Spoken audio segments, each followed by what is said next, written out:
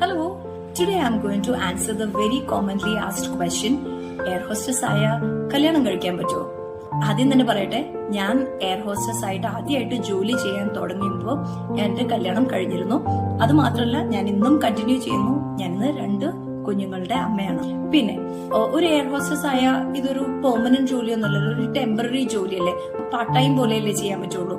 അല്ല, ഇതൊരു പ്രൊഫഷൻ ആയിട്ട് എടുക്കുന്ന ആൾക്കാർക്ക് മിക്ക കമ്പനികളിലും 58 വയസ്സ് വരെ നമുക്ക് ഫ്ലൈ ചെയ്യാനായിട്ട് പറ്റും. മറ്റുള്ള ഏത് ഫീൽഡും പോലെ അതുവരെ വർക്ക് ചെയ്യാനുള്ള സാവകാശമുണ്ട്.